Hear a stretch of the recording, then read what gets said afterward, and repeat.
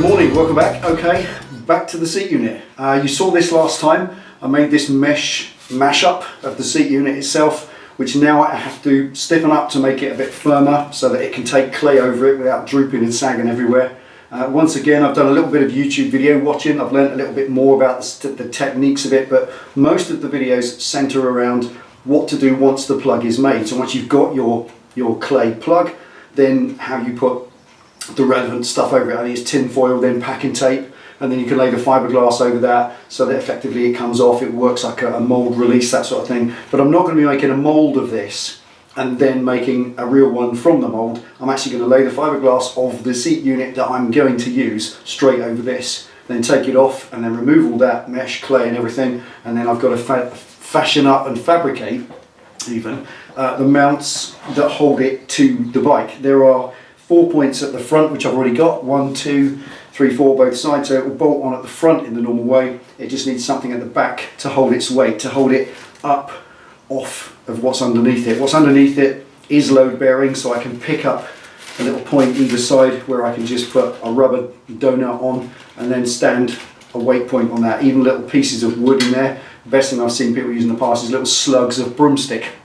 It's a nice circular piece of wood, fiberglass it in underneath, and it stands exactly on a load bearing point. It makes it nice and stiff and it keeps it super light. Anyway, that's a lot of chat. I'm going to stiffen this up first and then hopefully get some clay on it. Excited? Let's get going.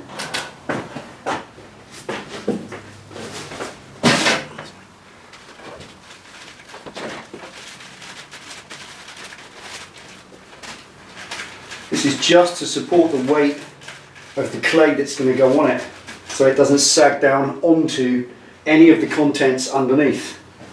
Things like the fuse box down there, I don't want anything sitting on it. It's got to have an air gap above it, so it's nice and safe. Right, a bit unceremonious I know, but you just have to use whatever, I guess, to stop it from moving, just packing it out underneath so it's firm and it doesn't move.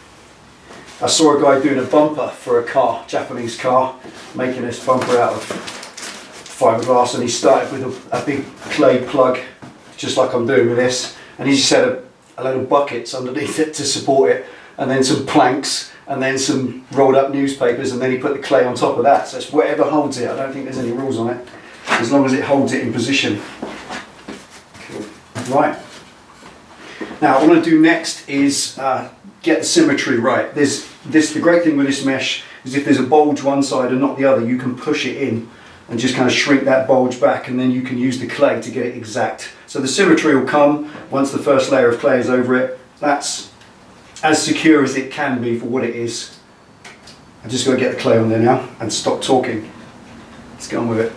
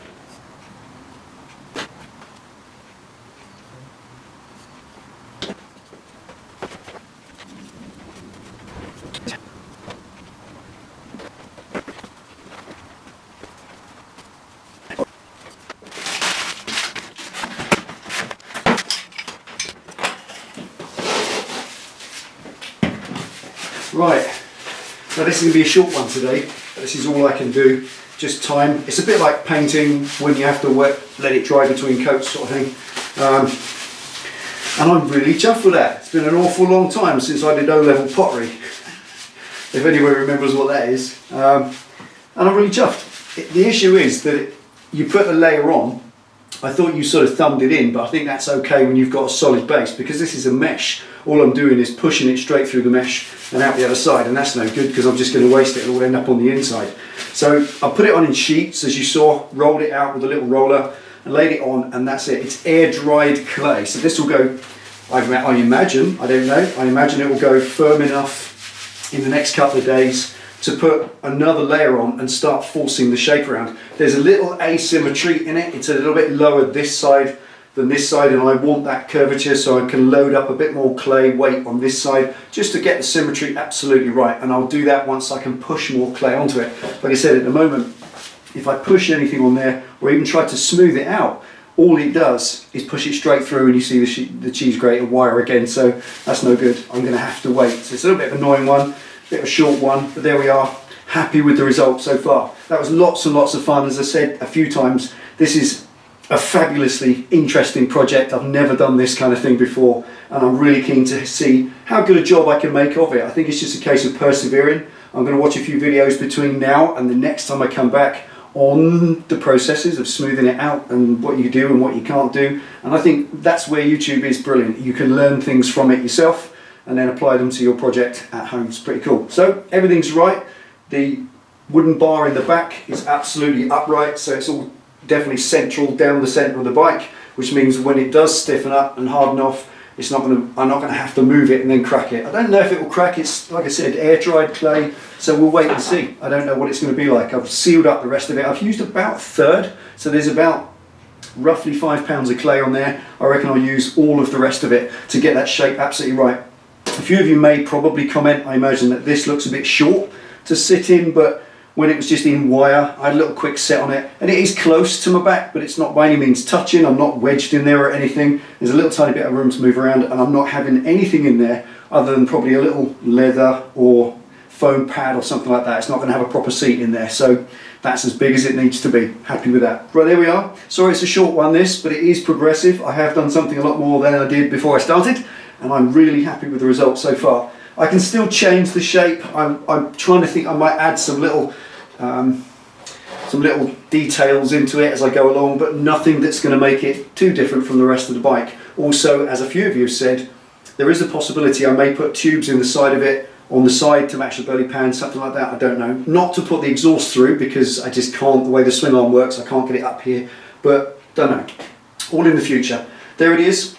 Seat unit made to a point where I can now start the proper moulding, proper sculpting when I come back to it, and that's firmed up. So there we are. Any comments box appreciated underneath if you've done this sort of thing before, because I can learn from that. So thank you for watching. Take it easy, ride safe, and I'll see you next time for more fun with this.